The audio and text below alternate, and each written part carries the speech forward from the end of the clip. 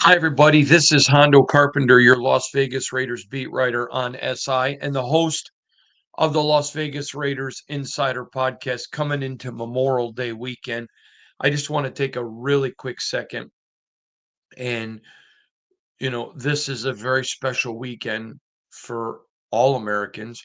It's not Veterans Day, it's not 4th of July, it's not Labor Day. It's Memorial Day. It's where we honor the men and women who've given their life for our country. And there are so many precious people, whether it's as police officers or firemen or military, our war fighters, our warriors who have paid the ultimate price. That's what this weekend is. Yep, we're going to have hot dogs and hamburgers and flyer flags and celebrate America, and we should. But that's the reason is we are allowed to live in our country and be free because of the people. And so from my family who has who will certainly celebrate Memorial Day, our family has spilled and lost blood for this nation. To all of you whose family have suffered the greatest sacrifice, you.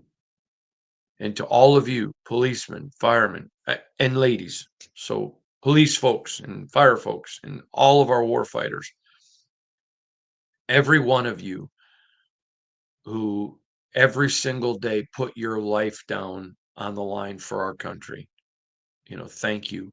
But this weekend we celebrate those who made the ultimate sacrifice. I told a police officer the other night that I spoke at a commencement and then saw a police officer later, and we were joking about football and whatever. And I told him, I said, when I go to work, my kids worry if I'm going to get a paper cut. And when you leave for work, your kids pray and ask God that you make it home. And I said, I just want you to know we recognize that. And so thank you to all of our warfighters, and thank you to all of our wonderful people that make America what she is and risk their lives for it. So thank you very much. Um, Today we're going to talk these last two position groups that we've yet to talk about. Um, we are going to dig into today and tomorrow. Um, and quite frankly, they are on paper the two weakest parts of this football team. On paper. Now, I think if you are a glass half full person, you can find things to be extremely excited about with both of these positions. If you are a glass half empty person, I think you can find plenty of reasons to be concerned. Um, I think there are a lot of reasons for both, quite frankly. And we're going to start with linebackers. This is, in my opinion, uh, one of the two weakest parts on paper of this team. The Raiders, and again, I've went into this ad nauseum, so I don't want to repeat myself. I'll just say this. It was not John Spytek's fault that the Raiders lost Robert Spillane. It is a product of the instability of the organization. And they should have extended him last year. Then, you know, Champ Kelly gets Ziegler gets fired. Champ comes in as an intern. Telesco's there, and then bam, they move on from Tom and they bring in John, and Robert Spillane is going to be a brutal loss to the Raiders. Now, before you make judgment on what I just said, wait till you hear me talk about Elandon, please. It's a big loss because he did a ton for the team on the field. He really was Patrick Graham on the field. It was a major loss. And he did a lot in leadership in the locker room and off the field. I I have said it. I will maintain it. I don't put the blame on this on John Spytek just because it's a product of the instability of the Raiders, but this was a major loss. This is one that the Raiders, in my opinion, made a very critical error letting him go. And I can tell you this, I'm not the only one that feels that way, and there are people in the building that agree. Now, with that being said, we come to a guy that's a lock to make this roster. If you're going to lose Robert Spillane, and trust me, had I been in charge of the checkbook, the Raiders would not have lost Robert, who wanted to be here. He would have stayed. There was a deal to be made, and you can go back and watch his interview with me earlier this offseason. He wanted to be here, and I believe he would have taken less money to stay a Raider. I believe that 100%. And but if you're going to lose him and you are able to put in a Landon Roberts, a guy that's played a long time, that's not a shabby replacement. I am a big Landon Roberts guy. Now, I'm not trying to rewrite history. I think the Raiders should have re-signed Robert Spillane, as do others. So I'm not trying to pretend like I didn't say that because I certainly did, and I still feel that way today. And I would say it if Landon were sitting here next to me. I think Landon is a very good player, and I think he is going to play better than fans think he will. However, there's a loss. Now, let me say this to you. You can go back and watch the podcast. When the Raiders signed Robert Spillane, I told you the people in Pittsburgh were not happy at all. They wanted him back. The way it worked, that the Raiders paid more. I'm going to tell you this. The reason Elandon Roberts did not return with Pittsburgh had nothing to do with play, and they wanted him. It was simply looking at their salary cap, and they draft very well at certain positions. They had drafted some really good young linebackers, and so because of their salary cap situation, they felt like, okay, we don't want to lose him, but we can. We've got some young guys behind him, but he's highly productive. And there were a lot of people in that organization that were not supportive of their organization letting him leave. Same people that told me that about Robert told me that about Elandon. I think Elandon Roberts is going to step in, and I think he's going to do a great job. A great job. Every single person that I know personally who knows him, I don't know Elandon, who I respect, carries him in extremely high regard, character, all of that, all of the things that they loved about Robert. One person from the Pittsburgh organization literally said to me, it's like losing Spillane again, only he's a little bit older. So I think Landon Roberts is a very good fit here. Not rewriting history, but I think he's a very good fit. He's going to be completely solid. He is a good player. He is a solid leader in the locker room. He's a man of integrity off the field. He is literally, if you're going to have a guy leading a room, he's a consummate professional. He is a guy that has paid his dues. Everything about Elandon Roberts there is to like. So when you're talking about the loss of Spills, it is a big loss. But if you're going to fill the loss, Elandon, now I'll put it to you this way. I know the Raiders really liked the youngster, the linebacker out of Georgia, Jalen Walker, and I really liked him. I can also tell you that I believe, and So do others around the league. Um, Depending on how the draft fell out, if Ashton had not been there and a couple other guys had not been there, I'd believe Jalen Walker would have been the pick for the Raiders at 6. So when you look at this unit, there's a lot of question marks. Elandon Roberts is not one of those. Let's make that clear.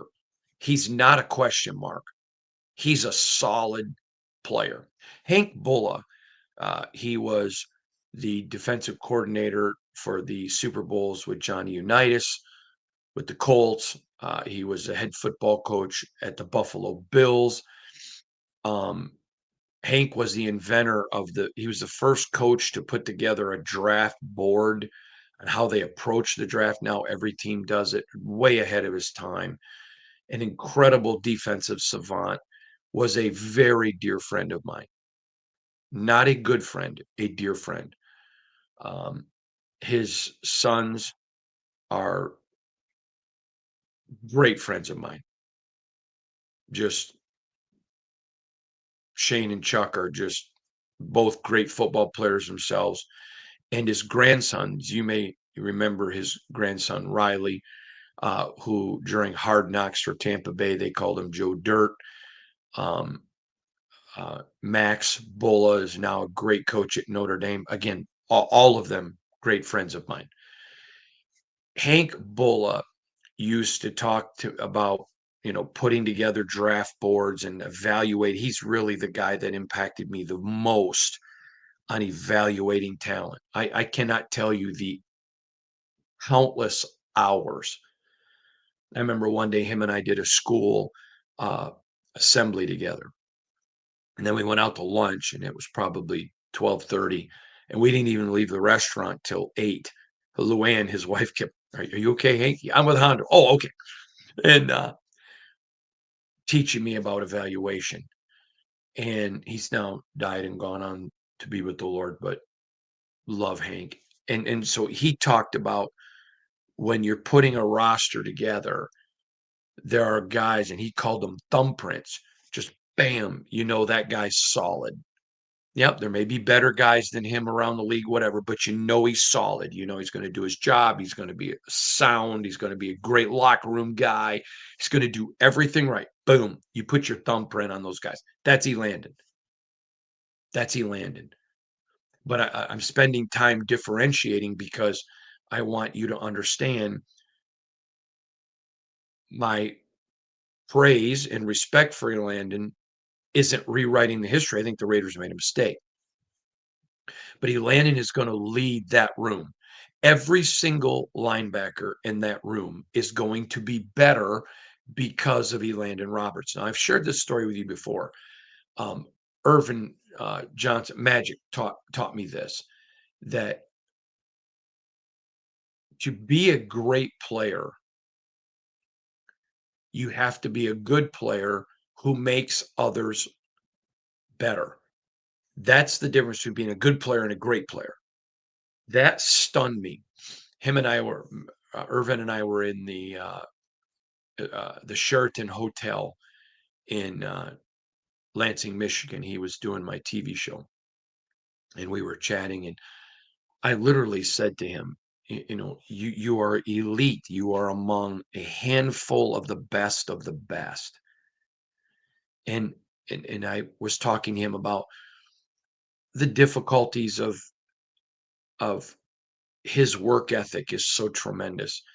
And we were talking about that's one of the reasons it's hard for great players to coach, because great players have that work ethic. They make everybody around them better, and they just do it. It's just who they are.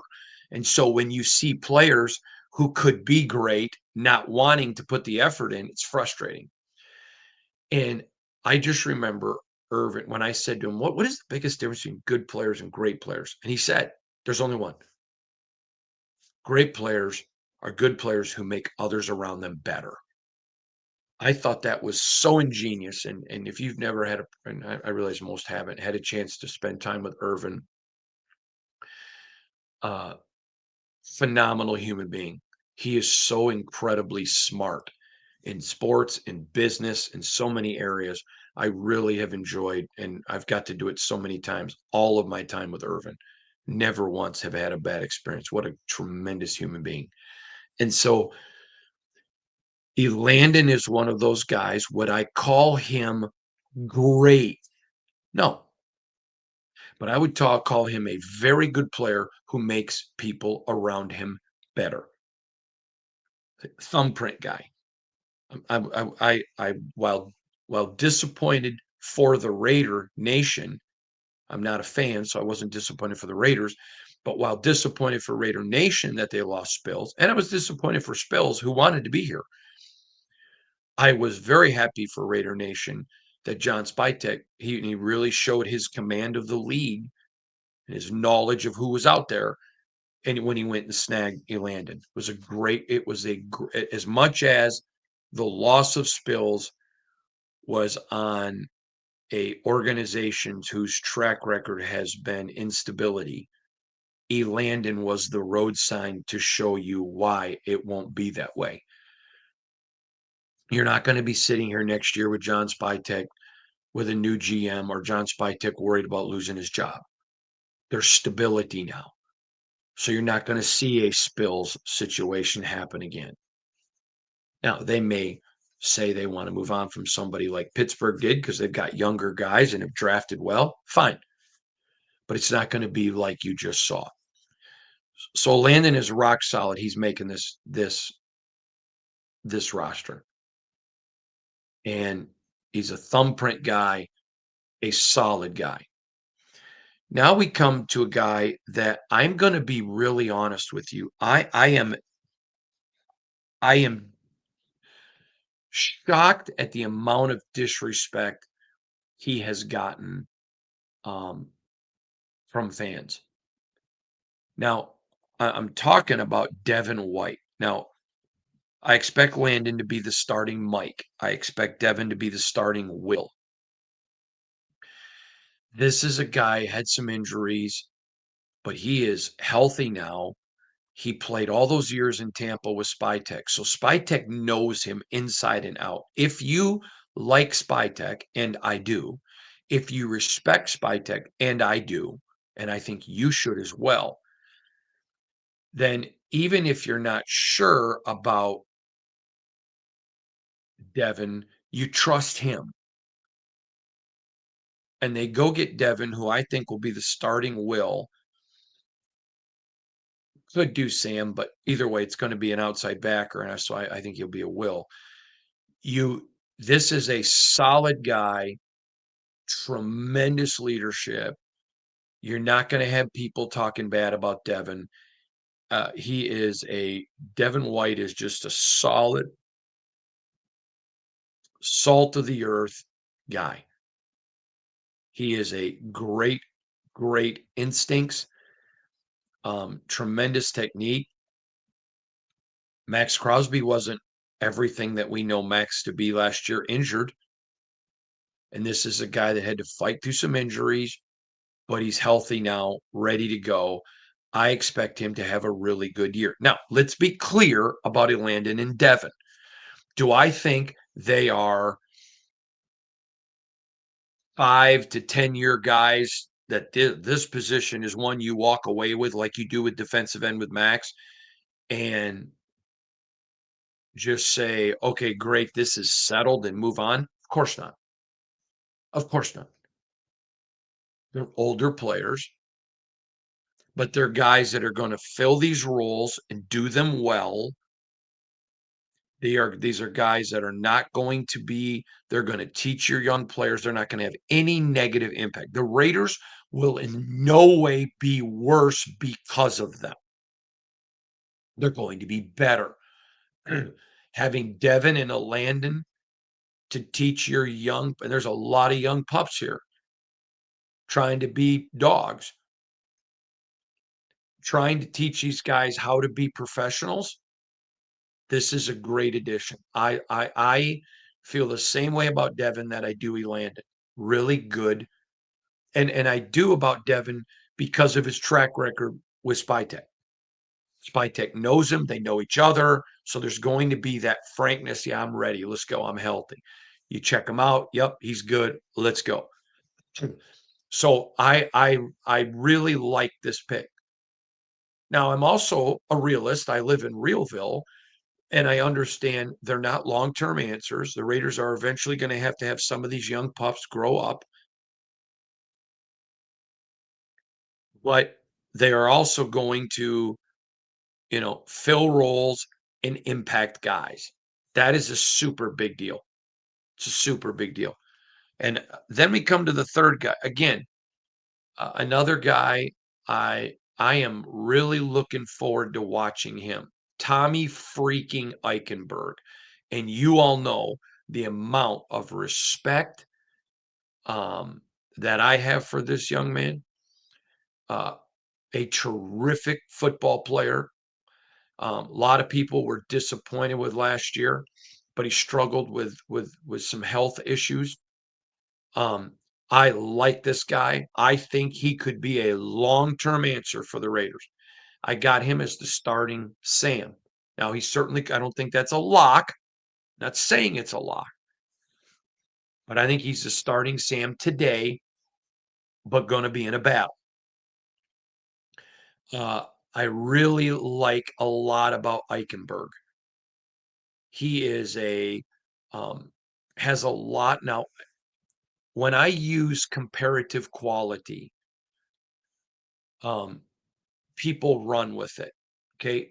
And I talked about one of the guys on this list last Sunday on my podcast with Shannon when a person asked me about a surprise player. I'm going to get to that guy in a minute. Then when Ashton Genty was coming out, I said, he's not Barry Sanders, but he does some things like Barry. Well, there's only one Barry. He is a unicorn. We'll never have another Barry Sanders, just like Jim Brown. There'll never be another Jim Brown. Walter Payton, never going to be another Walter Payton. Now, Genty could be another Emmitt Smith, but when you look at Walter, Jim Brown, Barry Sanders, they are kind of in a world where nobody else. It's just like there'll never be another Michael Jordan. There's never going to be another Irvin. There are certain players that just because of their skill set, but there's going to be a lot of guys that do stuff like them, but they're not going to be them. And when you look at Tommy Eichenberg, he's got some unique skill sets. He's got some unique he's got some unique vision. The game plays out in front of him and he's got the ability to eyes forward but to see what's going on around him. He plays with his head up. He's not looking down at his feet while offensive linemen are trying to cut him. He's just got I'm going to give you a comparative. Doesn't play the same linebacker position, but he plays the same way, and that's Chris Spielman. And let me just tell you, Eichenberg, he had two broken arms at Ohio State when he's playing Michigan. I mean, he's playing Michigan, two broken arms, and he still played. Tough as nails. This guy is tough. You look up the word tough in the dictionary, it says see Tommy freaking Eichenberg. I am driving that bus, man. I'm driving the Eichenberg bus. I enjoy talking with him, just even about stuff that has nothing to do with football. I admire his brain. He's a football guy. He's just locked in on football. I interviewed him one time, and fans were like, "Wow, he just doesn't seem real talkative." No, he is. I've never had a problem talking with him and him initiating conversation. He knows I'm a Spartan too. He's a Buckeye, and both schools don't like Michigan. Anyways, I'm just playing, but it's true. And so, um, I like Eichenberg a lot. There is so much to like there. So much to like about Eichenberg. He's a guy that a lot of people aren't talking about. And he's got to take a step now. It's not year 3. He's not in a money year. Still got a year for that. But he's a guy I'm expecting to take a big step this year. He's a guy I'm expecting for him to live up to expectations. He's a guy that again, not the same position as Spielman, but he's got those qualities. He's got stuff you can't teach. Man, I'm so sorry. He's got qualities that you cannot teach when it comes to the linebacker position. The next guy I want to talk about, Amari Gainer. Now I talk about comparative analysis. This is a young guy, and they really liked him last year. UDFA made the team. He flashes. He's not Carl Banks, but he flashes some Carl Banks. This young man has the God-given skills, if he can put it together, to be an absolute dog. If Here's the problem with young players. You're sitting here with Eichenberg and you're sitting here with Gainer, and both of them have high comparative analysis.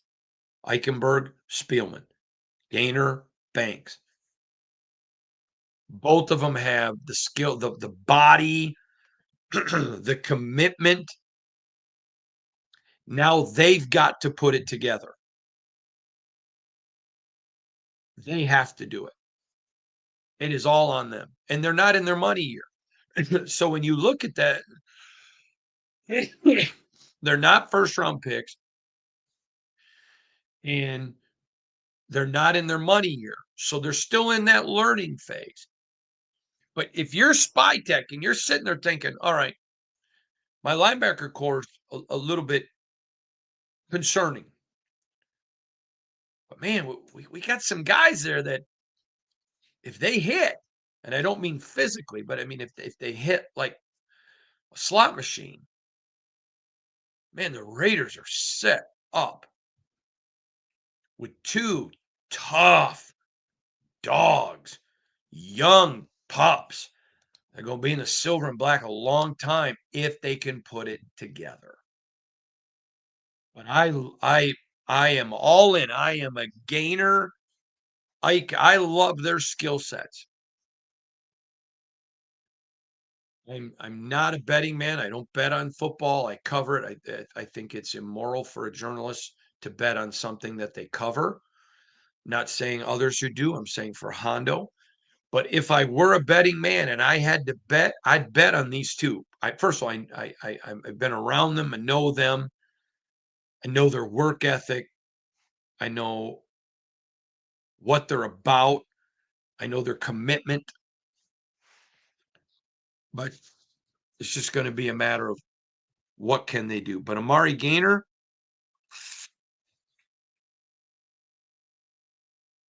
he's really interesting. Now I want to talk about another guy. I think he's your second string Mike Henschel. Henschel. Now remember, the Raiders kept 7 linebackers last year. So those first 4, I think, are all in a good spot. 2 of them, I think, are a lock. 2 are as close to a lock as you can be without being a lock. And then we start talking about another kid. I think he's probably going to come in and be your second string Mike by the time camp's over. Not saying he comes into OTAs with that. This is Cody Lindenberg. He was a Raiders draft pick. They picked him up. And I want to just tell you a little bit about him. In 2024 at Minnesota, he was all Big Ten first team. All first team Big Ten. Okay. Now, he's 6'2. I like my Mike's a little bit bigger than that. He's 6'2", but he's 243, so he brings us some bulk. Uh, he had 3 straight years with at least 120 tackles. That's a big deal in a 12-game season. So he's a tackle machine. Well, that's not true. That's a wrong note. That's for somebody else. I apologize. I got that wrong. He did not have 3 straight years of 120 tackles. That was Jalen Smith. I read my notes wrong. So please forgive me on that. But he's a first team All Big Ten, 94 tackles last year, 5 TFLs, 1 sacks, 6 passes defended, 1 interception. Now, I'm going to say something about Cody. I know PJ Fleck, the coach at Minnesota, really well. He's a good friend. I love PJ. Cody actually comes into the NFL at a better place than where Spills came in. And remember, Spills came from Western. PJ was coach at Western. So Spills comes in from Western. We see what Spills became. Lindenberg comes in at even a little bit higher level. This guy could be special. I'm big on him too. I talked about the youth. I said at the beginning, this is one of the 2 most concerning spots on the roster, but it's concerning because when you got young pups that haven't done it yet, you're betting on the come. So there's that element of, okay, we got to get these, but when you start looking, I mean, think about this one. I want you to just think about this for a minute. You're a young Raider team. You're not a Super Bowl team in 2025. So you got a Tommy Eichenberg. You look at him as a Sam. You look at Amari maybe as a Will, and Cody as a potential future Mike. 3 super talented young players. Now, if you play the odds in the NFL, are all 3 of them going to hit? Probably not. But you got reason to believe in all 3 of them. All 3 of them, it's not blue sky. It's just not, I hope I hit the lottery. It is, okay, there's some guys here now that have done some stuff. Your hope is not just hope. You know, there's a difference between hope and faith. Hope is literally, I hope I hit the lottery. Faith is, hey, I need some financial relief, but I know I've been going to work and I trust my boss to give me a paycheck.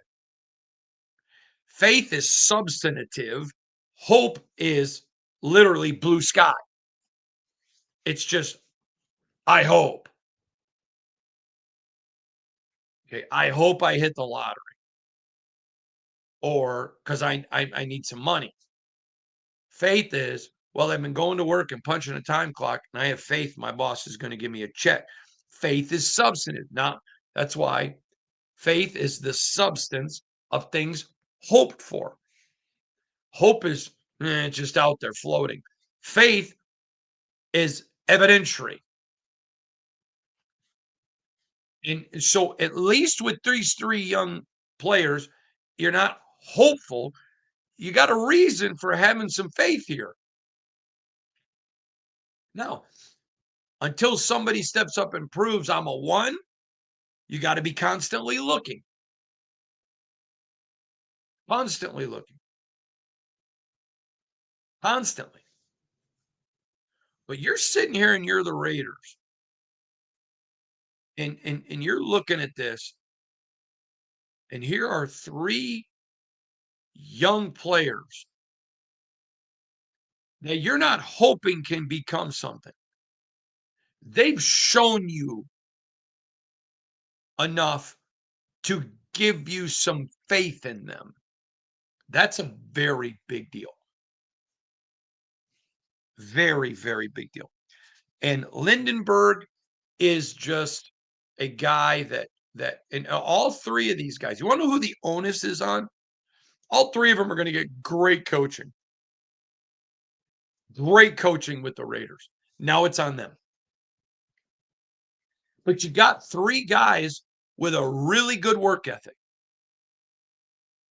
Good character as people who've shown you something. Yeah, I'll take that. I'll take that. None of them are Jalen Walker, the kid out of Georgia. Well, three of them have the ability to turn into substantial, long-term thumbprint starters. Big deal here. Raiders have accumulated some really good young backers. So that's why I said it's a concerning position, but it's not a position you look at and say, "Ugh." See, these three young players are going to so benefit from Landon and Devin. You got two grizzly veterans that have played really well, salt of the earth men, great leaders. You can see what Spytek's doing here. Now, let's keep going. I want to talk about one other young player. And if the Raiders keep 7, and I think if based just on the roster now, you keep a Landon, Devin, Eichenberg, Gainer, Lindenberg. Now you're fighting for 2 more guys. 2 more guys. Let's talk about Michael Barrett comes in from U of M. I mean, not from U of M, but he played at U of M. This is an interesting guy. Didn't do a whole lot in the NFL in year 1. But this is a very talented player. And if I had to pick today, I would say he's probably your backup Will. Yeah, I think Cody's your backup Mike. And I would have him as your backup Will. Probably. Barrett has done enough. And there are reasons why year 1 was not a good year for him. I think all of those have been addressed. I think he's completely healthy. And just based on stuff that he did in college and work ethic, I think he'll be fine. Do I think, he's a lock to make the roster? No. But I think if I had to pick today, I would probably have him as my backup Will. And which I think is pretty funny because you then would have a Wolverine and a Buckeye, him and Eichenberg. But I know, but I have Eichenberg as my number 1 Sam. But still, I just like Barrett. I do. In the interest of full disclosure, obviously, I keep a strong eye on the Wolverines because they're the Spartans' biggest rival, and I'm very familiar. Have a lot of very close friends that are part of the Michigan football universe on staff or work in the athletic department. I've got friends whose family play on the team. So although it's a rival, I have a lot of respect, and I just know things about Barrett. I am in no way saying the guy's a lock to make the roster, but I think if the season started today, he would. And I like him. I like some things he does. I think he can absolutely be developed. He's another young player. You know, you can have too many young players that need to be developed. That's a fact. But the reality is what the reality is. And so if you're going to have young players to develop, you want those young players that have given you reason for faith. I don't think it's ill-advised to have faith in Michael Barrett. I think he can play in the National Football League. And again, and I know this sounds futile. He's not in his money year, but this is a big year. He's got to take a step, just like Amari does, Eichenberg does. But I like Michael Barrett, and I liked him coming out last year just because of what the people I trust within the Michigan program think of him and believe about him and about his skill set. And I think this was a very good get by the Raiders. Now I want to talk about another guy. And so if I were picking the 7 guys to make the roster, if they kept 7 this year, I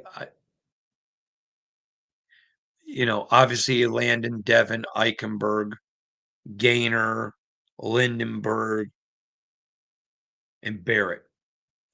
So then the next 3 guys are battling for that 7th spot, if all those guys make it. I want to talk to you about Jalen Walker. Now, this is a guy that came with Cignetti to Indiana last year. He was a tremendous player at Indiana and was tremendous before that at a lower level with Cignetti. Had he played at Indiana his entire career at a higher level, uh, no one I spoke to thought he wouldn't have been drafted. Nobody I spoke to thought he would not have been drafted. And so the Raiders go get him. This is another young, and again, I think the Raiders have too many of these young guys because you want to have some stability, and they don't, but that's the reality of the situation right now. I'm not trying to beat a dead horse. I'm trying to explain you don't want this, but if you're going to be stuck with it, at least they have a ton of talent. Walker showed in 1 year at Indiana in the Big Ten at a high level of competition, he belonged there. Now, it was only 1 year at that level. So now he's going to have to step through and prove some things here at the NFL level. I think he's got a chance. Now, he's got a lot of promise, a lot of promise. He was a very intriguing player to a lot of teams. But here's where it gets interesting. If they keep 7, and Barrett's one of them, then you look at a Jalen Smith, 7th year out of Notre Dame. Now, I'm going to go through. This is the gentleman that had 3 years, 120 tackles. So let me read this to you. Smith played in 13 games in 22 with 11 starts. Finished second on the Giants with 88 tackles. He's 6'2", 245. 3 straight seasons with 120 tackles, 18, 19, and 20. Pro Bowl honors in 19 after having 142 tackles. And this is a guy that's career has fallen off. Okay. There are reasons for that. But have all of those reasons been addressed? Is he 100% in complete health? Is he ready to go? If this guy is who he was, of course he's making the roster and going to compete for a starting spot. But what is he? Do the Raiders say, okay, yeah, you know what? He is better. But man, we've got so many young guys in a year we're not gonna go to a Super Bowl. Jalen, yeah, we think you can play in this league, but maybe you're not a starter right now. So even though you're one of the maybe the fourth best linebacker on the team, we're gonna let you go so we can keep some more young guys. That's a legitimate possibility. But Walker is one of those guys that when he's healthy, game changer. Everything and I don't know him, but every single person I've talked to that does, same type of stuff. Good guy, good leader. And remember, he was with the Giants. He was with the Giants. And PG was with the Giants. So I would think if he's back to where he was, he could be a legit starter. But then this is where the Raiders have to ask themselves, okay, we got 3 older guys starting with a bunch of young coming pups. Is that what we want at a year that we're probably not winning a Super Bowl? Not probably, I don't think they are. That's the question where we're going to learn about Spytech. If it's nope, it's all about winning this year, which is fine. I have 0 issues with that. Okay? And he's good enough, you start him with Devin and Alandon.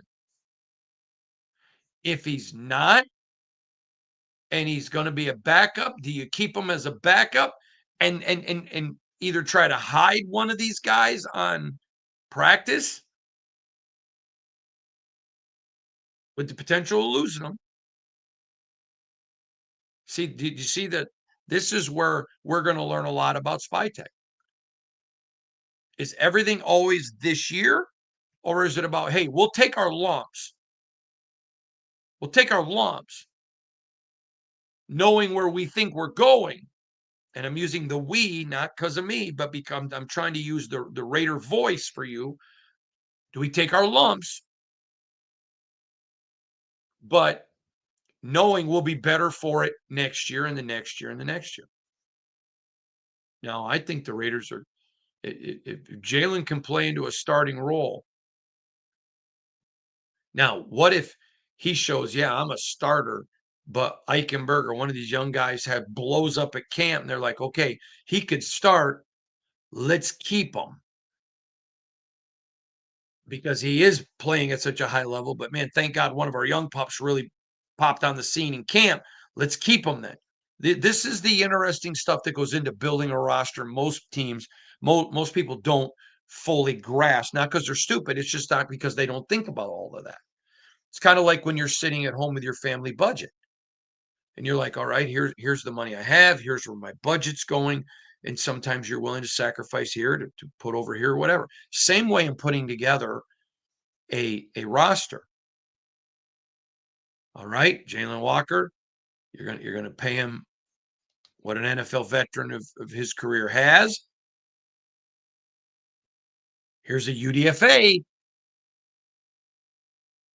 So how high on the roster can he get to show us whether we keep him or not? Interesting. To me, this is fascinating. I certainly think the linebacker room on paper is one of the places of concern. Man, there's a lot of reasons to be optimistic, and it's not blue sky hope, it's legitimate faith.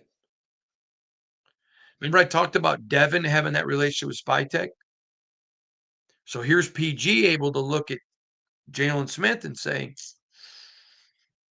relationship a little bit. He knows people around Jalen. Never bet against PG. Then you come to the last guy I want to talk about, a rookie out of Baylor. I think he's got a legitimate, real shot. In fact, I expect him to make the practice squad. I do not expect him to make the 53, but I do expect to make the practice. Matt Jones out of Baylor. A unique guy. Really unique guy. He's a headsy player. very headsy. And so there's enough there that you can look and say, okay, I see, I see now. Some of these other guys you look at and you can say, okay, yeah, yeah. Practice guys are ones you look at and you're like, yeah, maybe could develop into it. That's Matt Jones. He is a quintessential guy you put on your practice squad. And you're like, okay, yeah, that makes sense. I don't think he's any threat to make the team. Now, I hope he does. I root for everybody. I want him to blow up and have a great camp. But I think in all reality, this is a guy you look at, okay, probably a practice squad guy. Probably a practice squad guy. But I think he makes the practice squad. He's headsy. You can't teach that. And now we're going to find out how strong is his want to. That's going to be the big one for him. Is how bad does he want that? So there's a breakdown of your linebacker room. I really appreciate everybody joining me today. See you tomorrow.